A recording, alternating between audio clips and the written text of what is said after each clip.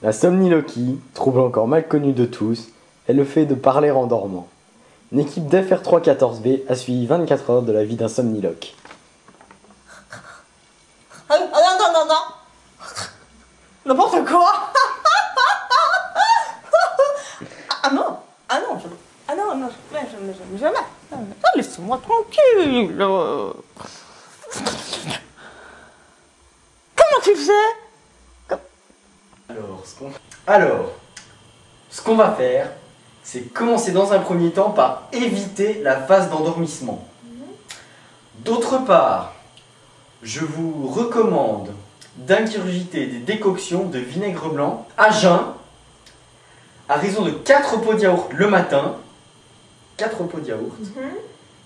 Et je vous conseille également de rattaquer à 16 heures avec 6 pots de yaourt.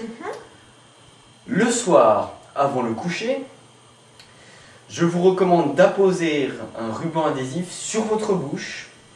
Et surtout, n'hésitez pas à y aller avec du scotch double face. Les résultats ne pourront être qu'optimaux. Et vous verrez, au bout d'une semaine à 10 jours, la parole devrait s'estomper radicalement. Et alors, où est-ce que je peux trouver du vinaigre blanc? Oui. Or, le vinaigre blanc, comme tous les autres médicaments, vous le trouverez en pharmacie. D'accord. Écoutez, médecin, je vous remercie vivement. Et puis... Ça vous fera 79 €. D'accord. Possible de venir à bout de la somniloquie?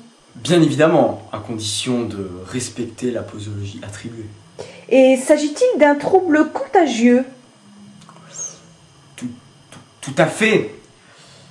La somniloquie est un trouble contagieux, même si certains de mes confrères pourront vous affirmer le contraire.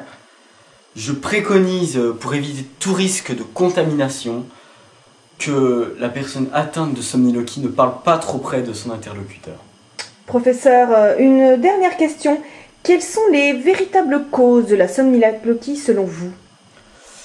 Les véritables causes sont manifestement un manque de parole au cours de la journée.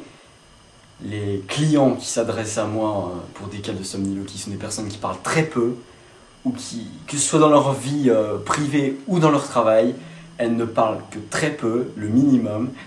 Et pour éviter tout risque de somniloquie, je préconise de parler au minimum 5 heures 19 minutes par jour, qui est le seuil pour vraiment être immunisé contre une somniloquie active. Professeur Dorassi, merci. Il faut donc beaucoup de courage, de patience et de cœur sur la main au conjoint qui chaque soir accompagne un somniloque.